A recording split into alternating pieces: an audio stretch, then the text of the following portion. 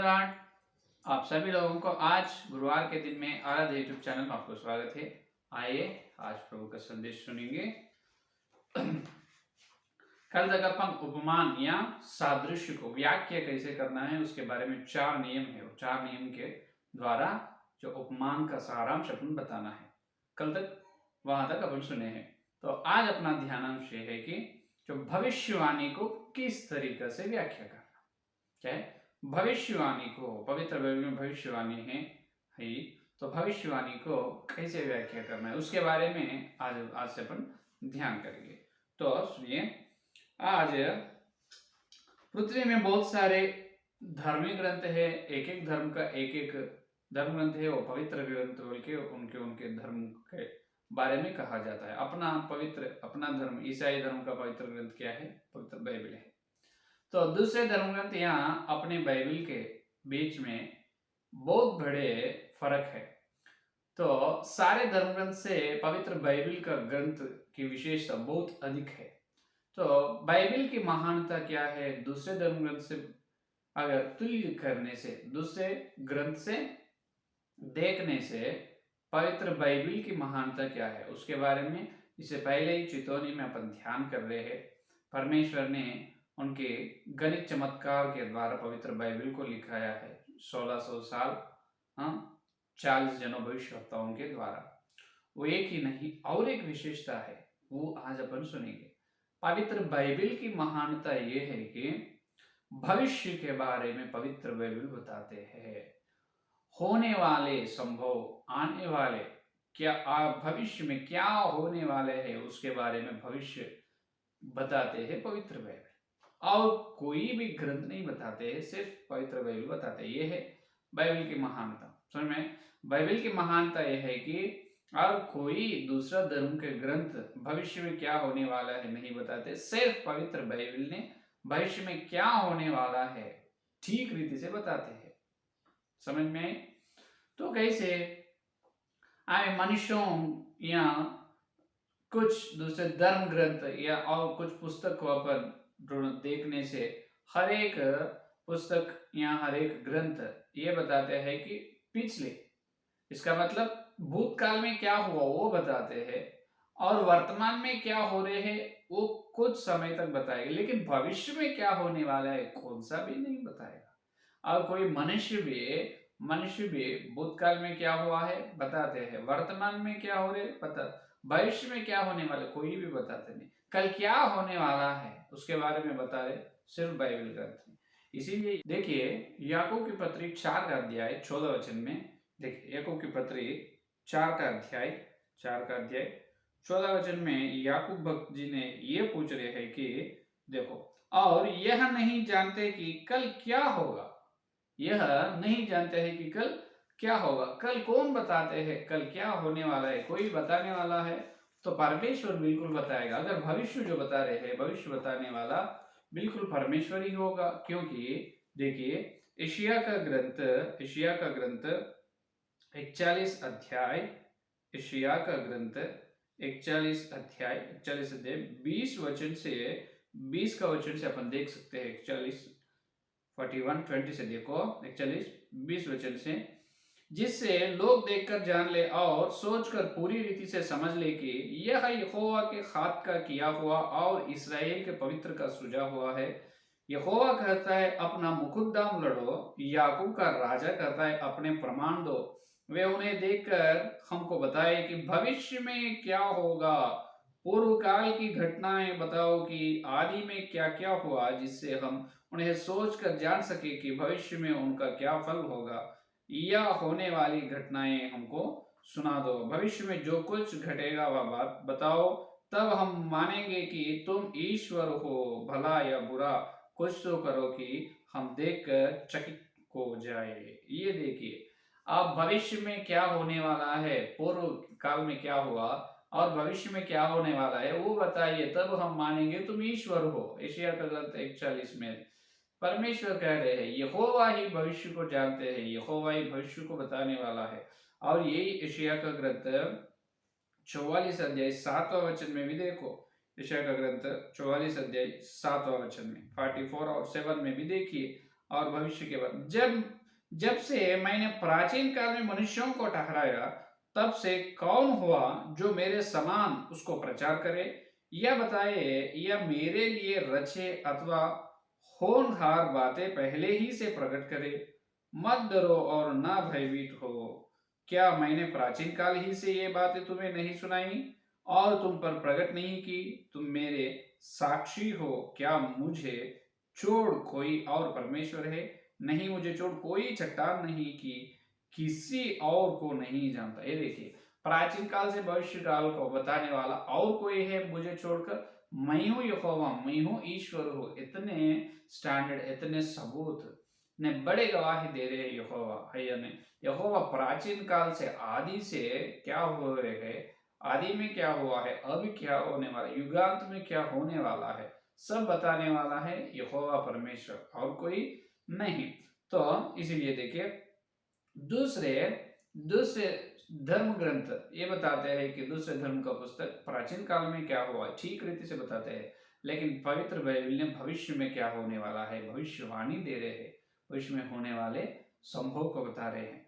तो यहाँ पर इसीलिए इसीलिए अपना पवित्र बाइबल सत्य ग्रंथ है, परमेश्वर का ग्रंथ है, सत्य ग्रंथ है और परमेश्वर का ग्रंथ है। यहाँ पर कुछ जो बुद्धिमान लोगों को, वचन को हर दिन खोजने वाला, ढूंढने वाला और ध्यान करने वालों को, बुद्धिमानों को ऐसा प्रश्न आएगा, क्या जो भविष्यवाणी, भविष्य बोलने से वो सत्य ग्रंथ होगा क्या?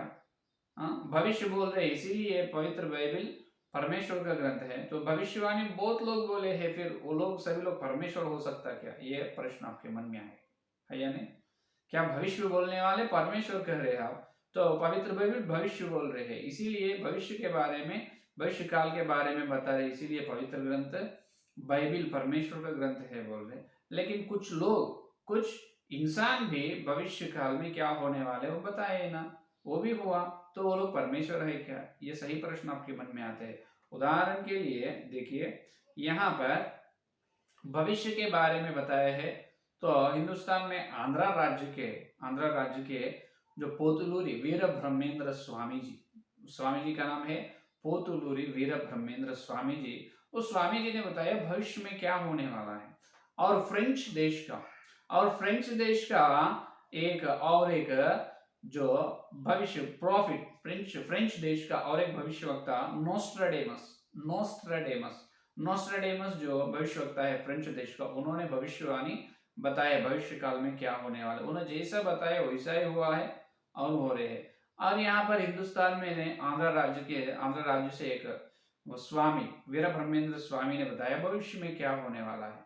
तो अभी ये दो लोग भी भविष्य के बारे में बताए ना, तो ये लोग परमेश्वर हो सकता है क्या? बिल्कुल नहीं हो सकता, क्योंकि ध्यान से सुनिए, यहाँ पर देखो, जो वीर ब्रह्मेंद्र स्वामी जो बताया है, उन्होंने बताए विषय में बहुत सारे विषय हुआ है।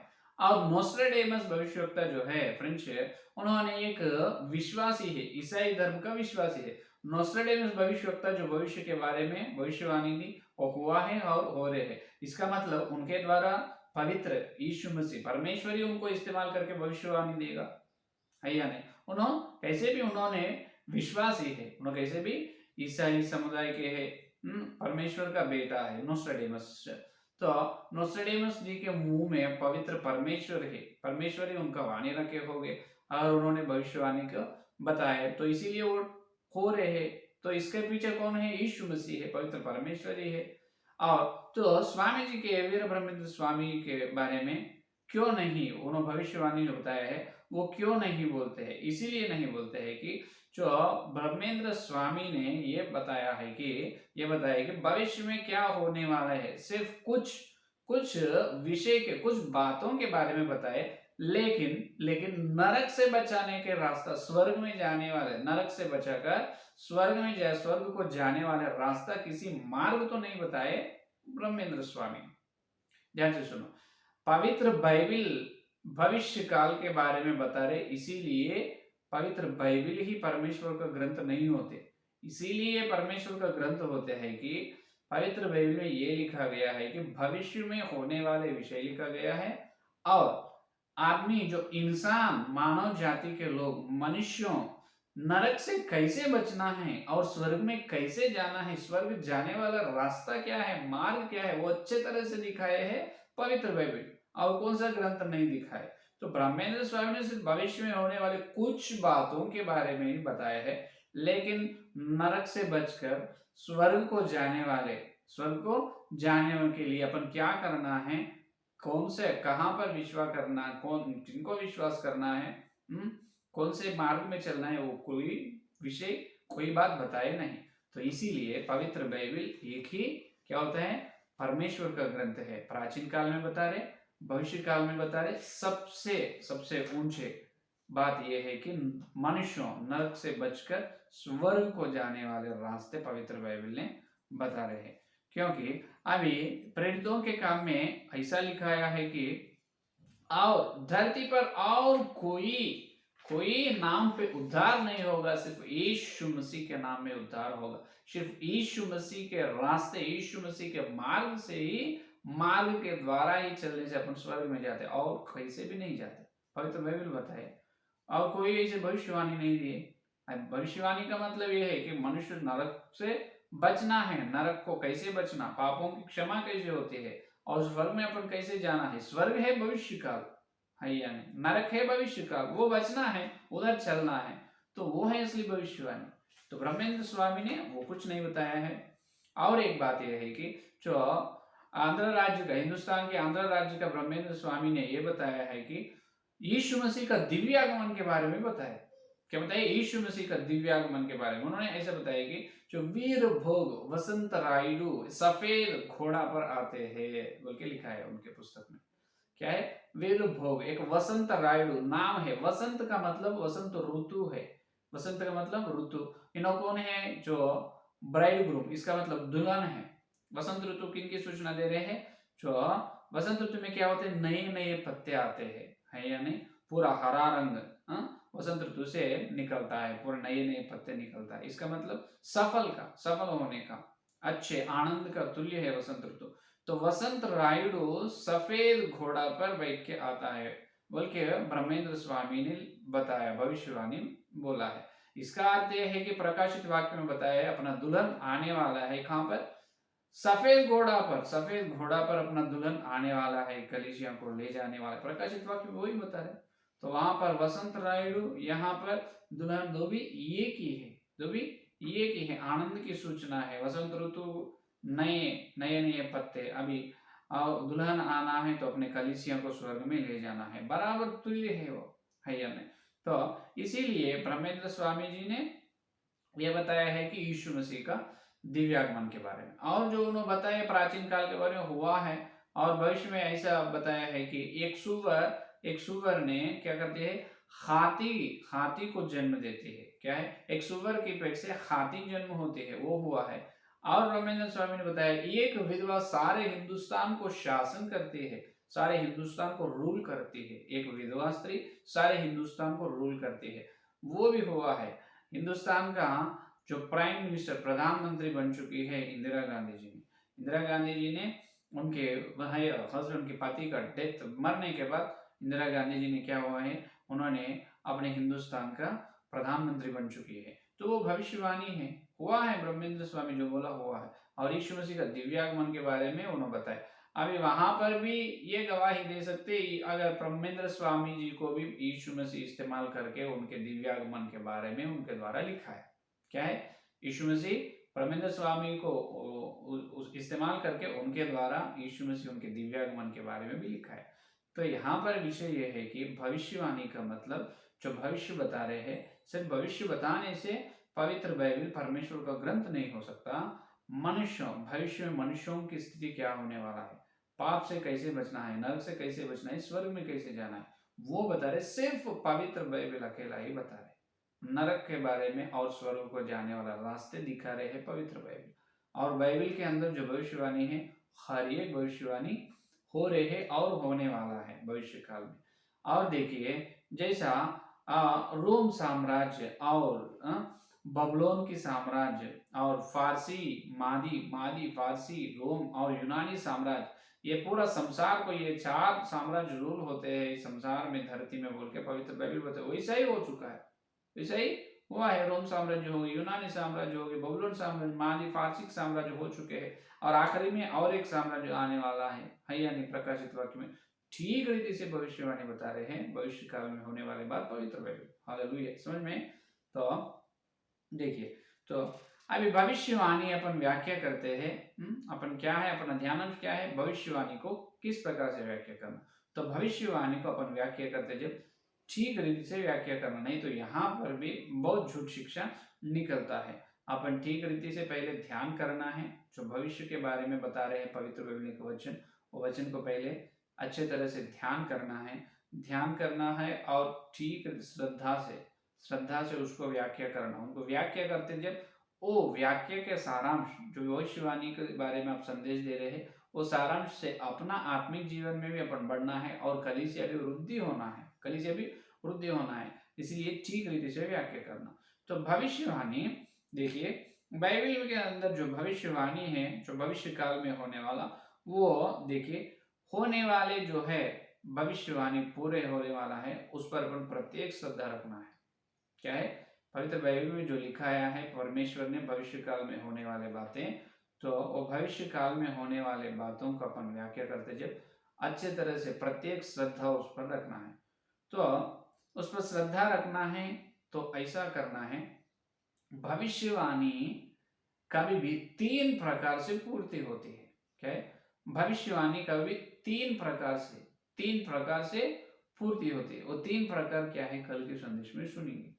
क्या है, भविष्यवाणी को व्याख्या करते जब उस पर विशेष श्रद्धा रखे, उसके बारे में ध्यान करना है, ठीक रीति से व्याख्या करना है। ठीक रीति से कैसे व्याख्या करना है, इसका मतलब यह है कि वो कब पूर्ति होने वाला है पहले वो देखना है।